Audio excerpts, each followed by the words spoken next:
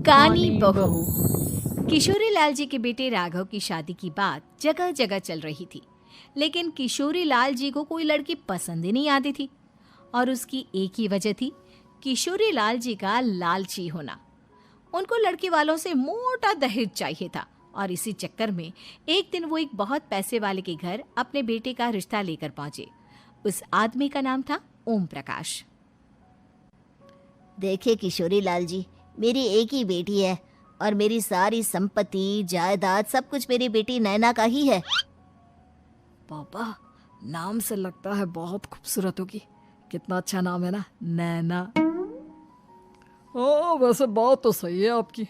अब इतना पैसा है, जमीन जायदाद है, इकलौती बेटी, आप भी क्या करेंगे? सब कुछ उसे ही देंगे ना।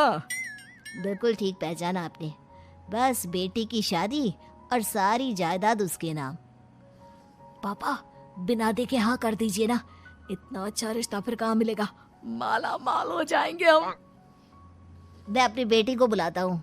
अरे नहीं नहीं नहीं नहीं, आपकी बेटी का नाम नैना है, सुनकर ही लगता है बहुत सुंदर होगी। रहने दीजिए अंकल, मैं तो आपकी बेटी के नाम से ही इतना खुश हो गया हूँ कि उसे बिना देखे शादी करने को तैयार हूँ। अब तो मैं उसका चेहरा सीधे शादी के बाद ही देखूंगा। और इस तरह राघव नैना का चेहरा नहीं देखता और उससे शादी कर लेता है।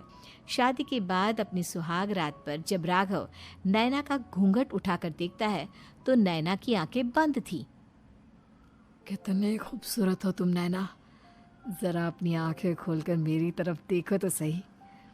नहीं, मुझे शर्म आती है।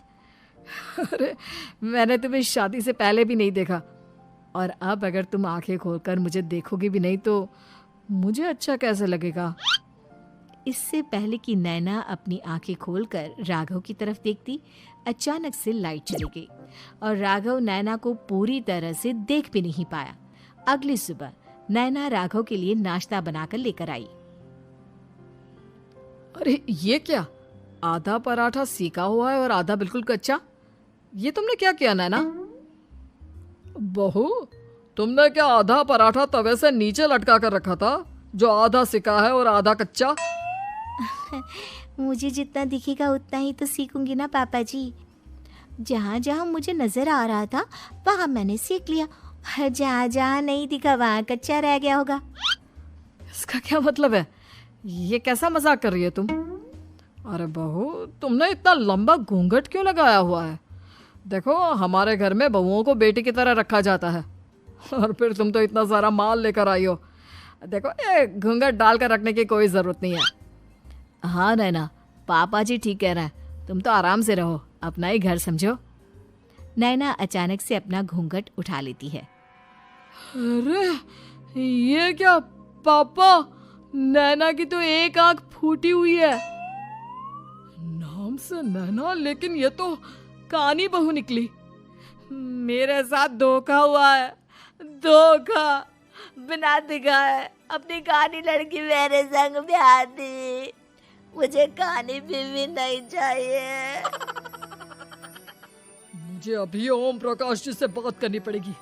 आखिर उन्होंने मेरे साथ ऐसा किया क्यों? अरे, आप लोगों ने ही तो पापा से कहा था कि आप लोग शादी से पहले मुझे देखना नहीं चाहते। अब मेरे पापा पर क्यों इल्जाम लगा रहे हैं? अरे लेकिन उन्हें बताना तो चाहिए था ना कि तुम कानी हो, एक आंख से तुम्हें दिखाई नहीं देता। किशोरी लाल और राघव नाराज होकर ओम प्रकाश को अपने घर बुलाते हैं। पापा जी, ये आपने क्या किया? शादी से पहले बताया क्यों नहीं कि नैना की आंखों में परेशानी है? अरे, आप ही ने तो लड़की देखने से मना कर दिया था। और लेकिन आप बता तो सकते थे। आपको तो हमारी बेटी की प्रॉपर्टी चाहिए थी, वो भी पूरी की पूरी। अब क्या हुआ अगर उसे आधा दिखाई देता है? प्रॉपर्टी तो आपको पूरी मिल गई ना। अरे ये क्या बात हुई? मेरी शादी प्रॉपर्टी से नहीं, आपकी बेटी से हुई है। अब ये तो पहले सोचना चाहिए था, तब तो मेरी प्रॉपर्टी देखकर तुम्हारी जुबान लप लपा रही थी। लेकिन मैं कानी लड़की को अपनी बीवी बनाकर नहीं रख सकता।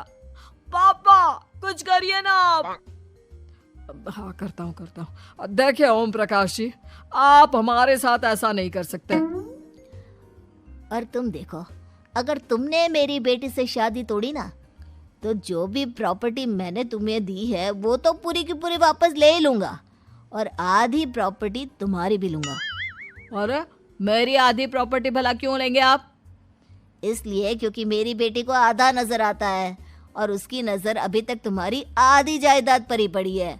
अब तुम उसे घर से निकालोगे तो कुछ तो लेकर जाएगी ना।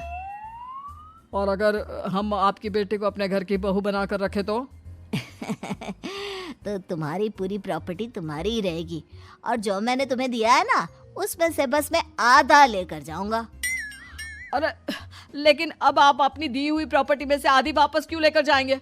अगर मैं आपकी बेटी को अपनी पत्नी बनाकर रखने को तैयार हूं तो? इसलिए ताकि भविष्य में अगर तुम मेरी बेटी को धोखा दो तो उसके पास कुछ तो रहे जो पति का हो। वैसे मेरे पास तो बहुत कुछ है, लेकिन अपने पति की कोई निशानी तो उसके पास होनी चाहिए ना। अब अगर तुमने मेरी बेटी को कहानी कहा तो तुम्हें प्रॉपर्टी भी कहानी ही मिलेगी, पूरी नहीं। जमाए राजा। किशोरी लाल और राघव समझ चुके थे कि वो बुरी तरह फंस चुके हैं और अब उनके पास वहां से निकलने का कोई चारा नहीं है। अब समझ में आया ना, लालच बुरी बला होती है। एक तो तुम्हें प्रॉपर्टी मिली, ऊपर से बीवी मिली, उसमें तुम्हें नखरे भी दिखाने हैं। आए बड़े, चुपचाप बैठो दोनों। कुछ दिनों के बाद नैना राघव की कार लेकर बाजार घूमने निकलती है और जब कार लेकर वापस आती है, ये क्या? एक तरफ से मेरी गाड़ी पूरी खराब हो चुकी है। लगता है तुमने मेरी गाड़ी को किसी दूसरी गाड़ी के साथ एक्सीडेंट किया है। अरे अरे कितना बड़ा नुकसान कर दिया तुमने बहू। वो क्या है ना पापा जी, मुझे एक आंख से दिखाई नहीं दे रहा था, सामने से गाड़ी आ रही थी। मुझे तो सिर्फ आधा ही दिखाई दिया और वो गाड़ी मेरी कार से रगड़ते हुए निकल गई। अब मैं क्या करूं बताओ? आप इसे ठीक कराने के पैसे कौन देगा? तुम्हारे पापा? तुमने मुझसे इस तरह से बात की? अभी रुको। नैना राघव की शिकायत ओम प्रकाश को कर देती है। देखो राघव, अब जो मेरी आधी प्रॉपर्टी तुम्हारे पास थी ना, उसमें से आधी और मैं लेकर जाऊंगा, क्योंकि तुमने मेरी बेटी को डांटा। अरे नहीं नहीं पापा जी, गलती हो गई, माफ कर दो। गलती की तो कोई गुंजाइश ही नहीं। अगली बार मेरी बेटी को डांटा तो बची हुई आधी में से आधी और ले जाऊंगा। लालच के चक्कर में हम दोनों ने बहुत बड़ी गलती कर दी बेटा। एक तो तुम्हें कानी बहू मिली और ऊपर से जो माल मिला वो भी काना।